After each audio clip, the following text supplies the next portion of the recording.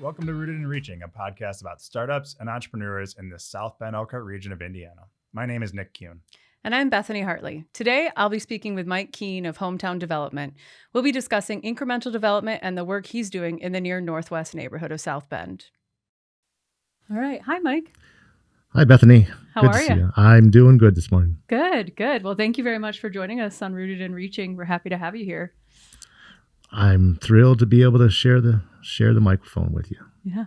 Well, so we're going to jump right in. We're going to let you introduce yourself, how you would describe who you are, what you do, and then we'll dig into some of those entrepreneurial endeavors that you're focused on. So take it away. Okay, well, I'm Mike Keene, and I would probably say I'm a town maker. And what I have been doing for the last 8 years is trying to put into practice some of the principles of urbanism and sustainability that I used to teach at the university. And what we try to do is we try to make sure that everything we do is at the same time socially inclusive and equitable, ecologically friendly, and economically sound. And I've been trying to do that through doing some infill redevelopment over in the near northwest neighborhood here in South Bend. That's no small feat that you're trying to tackle there. Prior to this 8 years, what was your work? What did that look like? I was a college professor, Okay. and so I taught sociology, created the sustainability studies program over there. And so as a sociologist, urban society was one of the things I focused on. And then in sustainability, started talking about the triple bottom line, that ecological friendliness, the social inclusiveness, and economic soundness. And when I got out from the university and started to try to do a little bit of work in the neighborhood, it turned out that small-scale development, or what we refer to as incremental development, kind of a step-by-step approach, and sustainability, which works best with a step-by-step approach, were just completely complementary. I didn't expect that, but it's been pretty amazing. That's incredible. So talk a little about near Northwest neighborhood. You've had, from an outsider's perspective, you've had some good wins, and obviously there's always challenges in any projects, but can you speak a little bit more specifically about the projects that you've worked on in that neighborhood? Well, we who live in the near northwest neighborhood, and I've lived in it for 25, 30 years, we think of ourselves as one of the most sharing and caring neighborhoods in the city. We also are a neighborhood of contrasts. We have the highest lead in the blood of children in the country. Unfortunately, we made front page news for that a few years ago. We have one of the highest concentrations of PhDs in the county, if not in the state. And we were working in an area that's just 2 blocks away from where I live, corner of Portage and California is where we do most of our work. And that used to be a very vibrant commercial node, but due to redlining and racism and industrial flight, that neighborhood really declined. And over the last 20 years, it's been slowly coming back, largely due to leadership of the near northwest neighborhood and some of their home building, affordable housing. But about 8 years ago, we thought that we could start to do some market rate work there. So we began by renovating what used to be the Free Ponds flower shop, and over a long period of time, 5 years, within several different small tenants, we now have botany in there. It's kind of cool, an urban garden shop back where a flower shop is. And that was our first project. That's wonderful. So with the neighborhood development there, what is on the horizon? What are some of the upcoming milestones or projects that are going to come online? Well, it turned out I sometimes refer to myself as the accidental developer, because really what I was going to do is help one of my partners who I had met when I was at the Sustainability Studies program build an example of a net zero home that he provides as much energy as that it uses, that he designed, and was trying to get out there because it was kind of innovative and we wanted to provide an example. But we didn't think anybody would be really interested in buying anything around the corner in the neighborhood with that old beat-up flower shop and a couple of places next to it. And of course, there was that big elephant in the room we call the Ward Bakery. And so I thought I was going to renovate a few houses, maybe build something, a couple of new houses. But about 3 or 4 years into the project, in a conversation with Tim Corcoran, our city planner, he said, Mike, you're doing something more than that here. This is really a demonstration project. And so I began to think about it, and I thought, well, yeah, what we're doing is what we call the Portage Midtown Sustainable Neighborhood Demonstration Project. And it turns out it's not just building one net zero house or redoing a flower shop. It's become a 15-year project that will produce $15 million worth of investment in the neighborhood. We're in year 7. And is 15 years still a reasonable mile? Yeah, I'm hoping actually to maybe shorten that a little bit. And the reason for that is if we do everything ourselves, then we're probably talking 15 years. But if we can get some other small-scale developers to join us, we can actually shave some of the time off of that. And we've gotten a couple of folks to come in. We don't believe and we don't think that what we want is one big developer in our neighborhood. Quite frankly, we don't want one big developer in our city. We want a whole bunch of small-scale developers working together, doing what we call distributed development. It's kind of like an ecosystem, kind of following some of that biophilia or old nature stuff I used to teach, right? In an ecosystem, you don't have one king or one queen. You have a bunch of organisms that work together collectively to support themselves, but also contribute to the ecosystem. And that's kind of what we try to help do, not only in the near Northwest neighborhood in South Bend, but also helping other people in other neighborhoods do the same thing.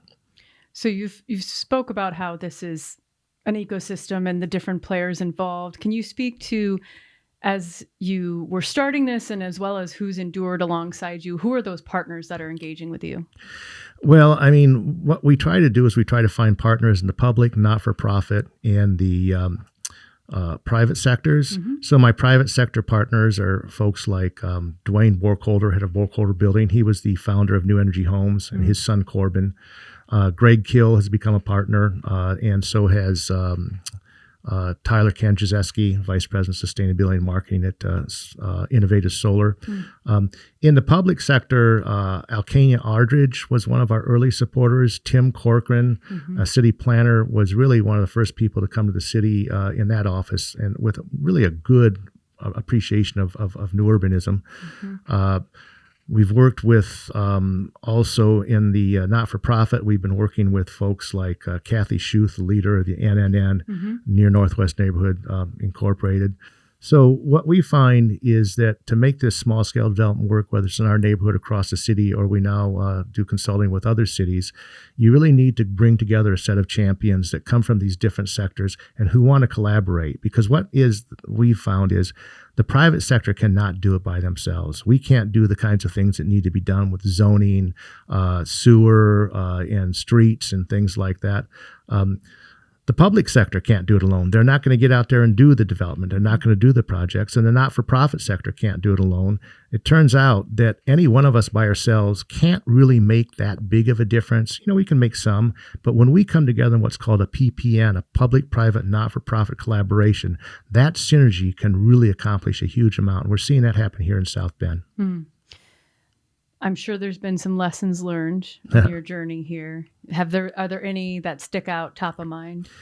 I think there's perhaps 2 lessons that stick out. Number one, you got to do something. You can't just sit around and plan and talk about it.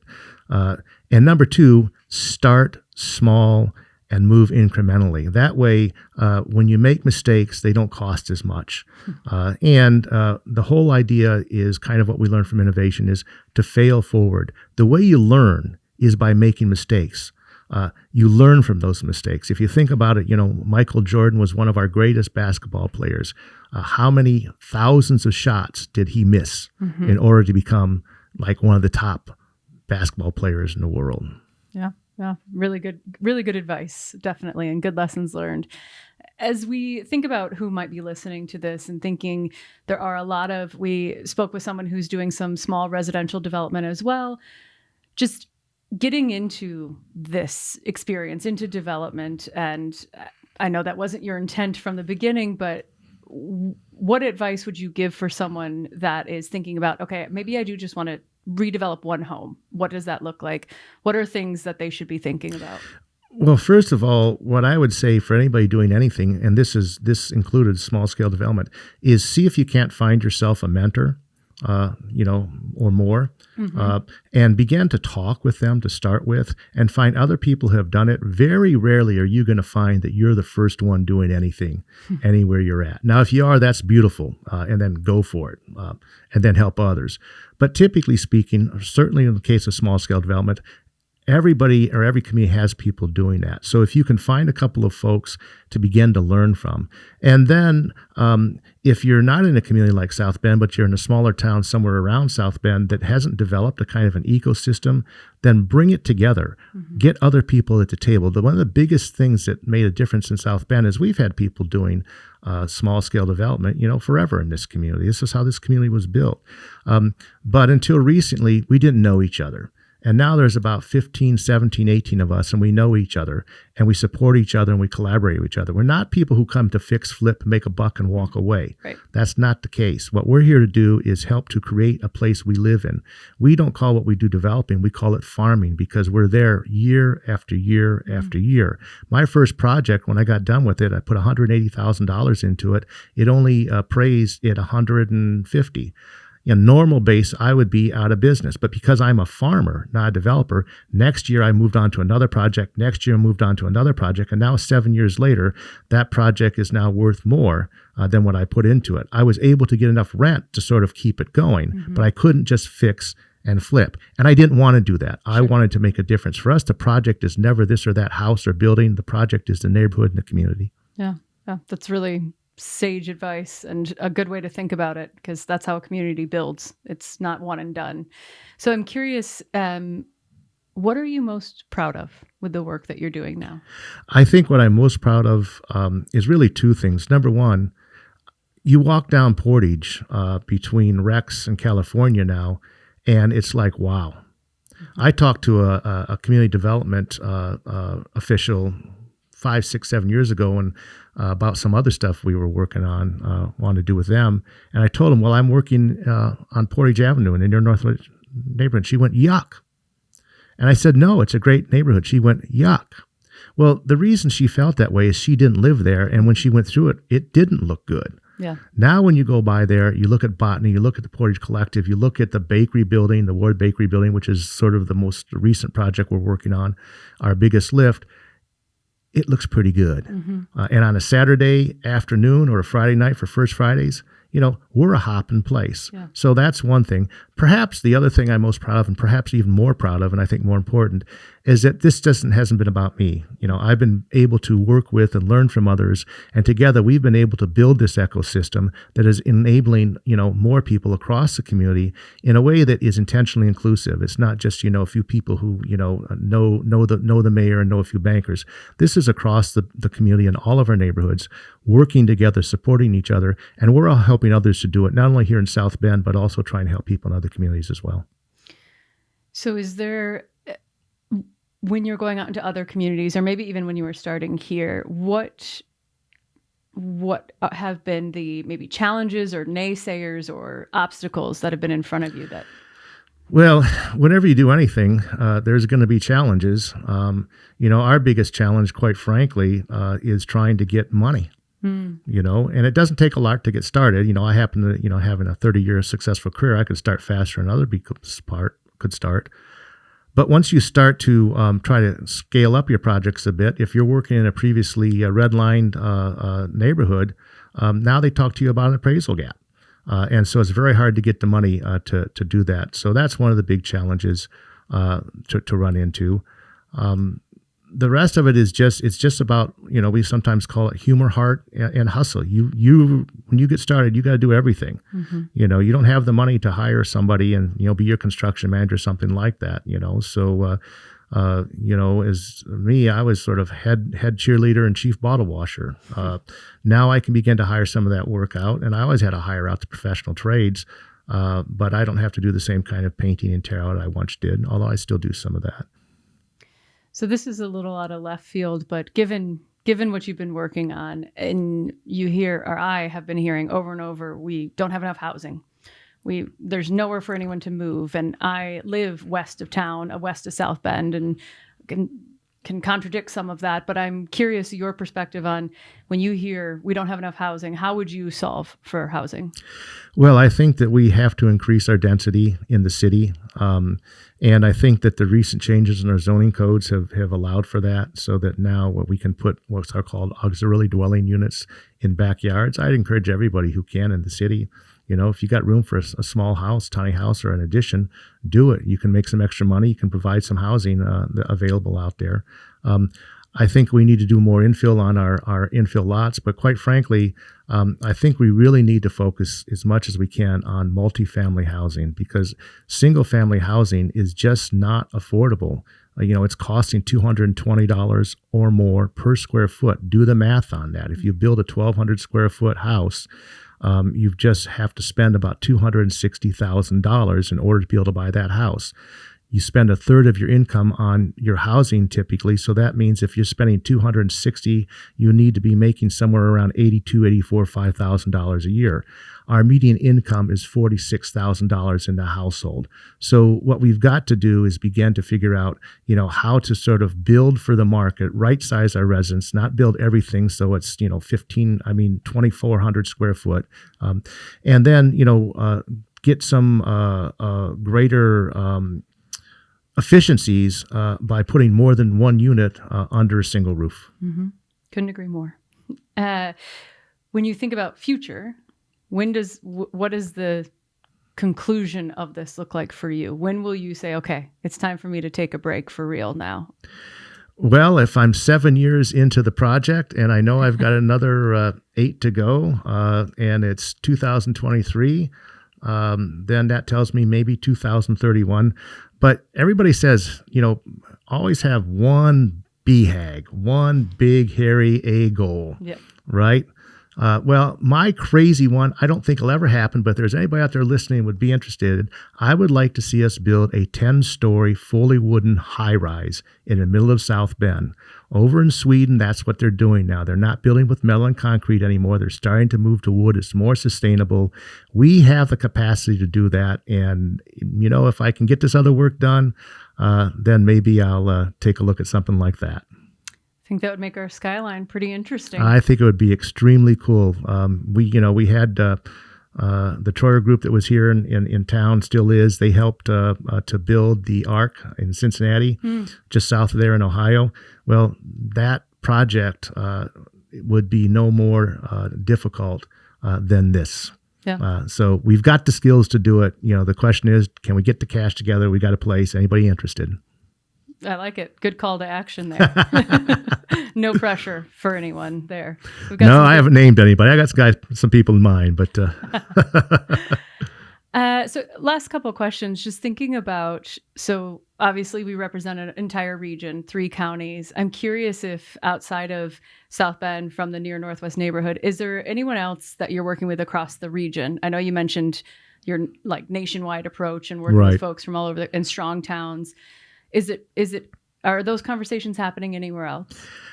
In the region? Yes. Well, yeah, I think that we're getting people who are, joining us from Elkhart. Mm-hmm. We have this town makers group, a 12-step group that meets the first Wednesday of every month at the public library.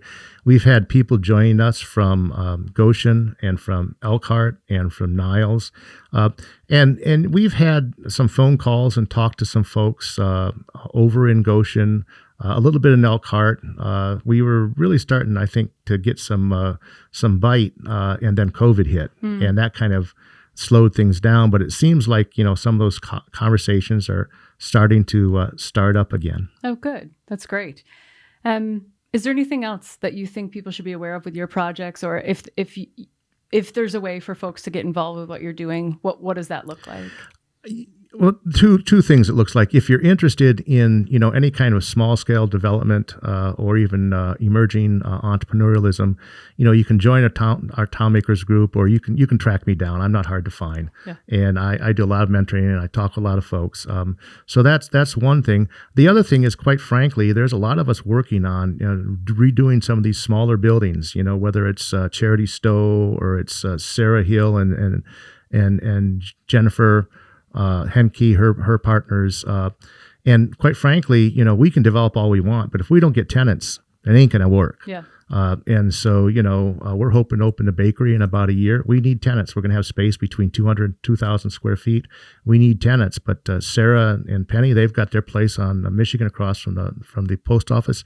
They could use tenants now. And Charity's doing a space that's going to be open probably in about 8-9 months. So pay attention to your local small scale developers, and go see if you can rent space from. And then the other thing is shop locally.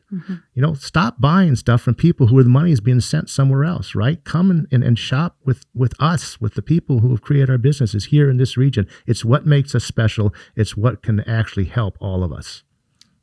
Well, that is a great note to end on. Couldn't agree more. So thank you very much for joining us today. Really appreciate it. Thank you for having me, and I appreciate this opportunity. And thank you for the work you do. The South Bend Elkhart Partnership is just doing some really terrific stuff and focusing on some of the really smart things. So I appreciate that. Thank you.